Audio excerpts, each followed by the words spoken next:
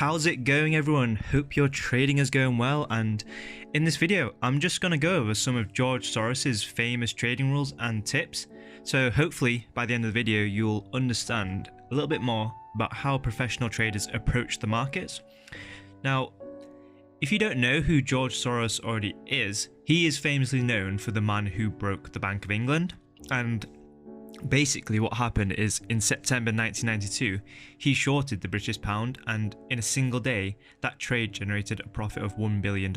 He's known as the $1 billion trader.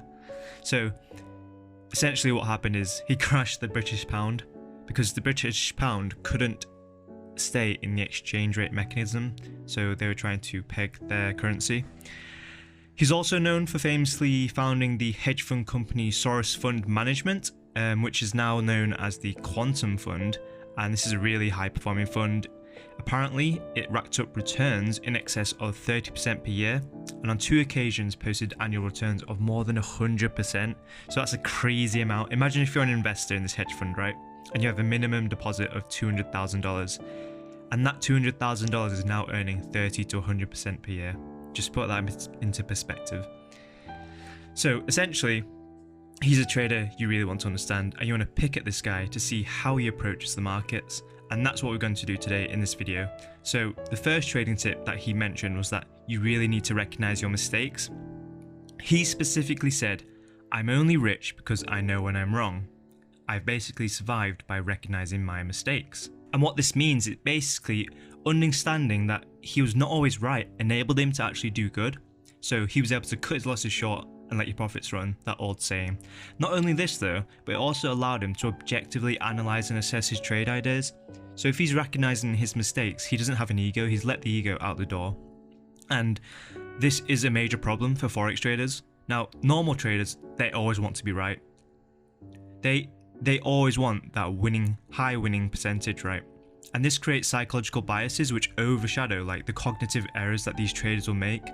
You always have to remember, winning trades are not always good trades. And what I mean by this is you might randomly win a trade that you put down, but over a long term, entering these type of trades where you didn't follow the correct analysis will actually lead to losses in the future. So it's a matter of the law of large numbers. You want to be winning consistently over a large period of time, not getting really lucky in a short period. You know, another great tip he mentions is that it's not whether you're right or wrong what's important, but how much money you make when you're right and how much you lose when you're wrong. And this is really, really important for forex traders. You know, George Soros knows that the key to profitability in the long term for him is more about having bigger wins and smaller losses than his winning percentage.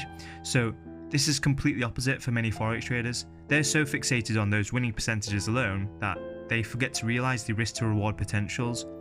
You know, retail forex traders, they're always focused on how many pips you're making. How many pips? 100 pips, 1,000 pips. But you could be making 1,000 pips a day and still be losing because you don't understand the risk reward potential behind each trade. It's not about making pips. Don't fall for this retail trader trap. It's about making those percentage gains over a long period of time. Now, another interesting point Soros made is that if investing is entertaining, if you're having fun, you're probably not making any money, as good investing is generally boring. And what he means by this is systematically profitable trading based on statistics is usually not exciting. You know, you're looking at numbers, you're looking at reports, you're looking at data, and good trading in almost all instances is boring. So trade ideas, as said previously, can take months to materialize, meaning most of the time you're just waiting for good setups. And whilst you're actually in a trade for long periods of time, you're just there waiting. So on the other hand, retail traders tend to find trading fun, whereas professionals tend to find it boring. And why do they find it fun? Well, they find it fun because all they're doing is gambling in lower time frames on the noise of the market. So that's why they find it fun. They find it fun when they're winning, but when they're losing, it's depressing because they don't know what's going wrong. Now, the earlier you come to this realization, the better.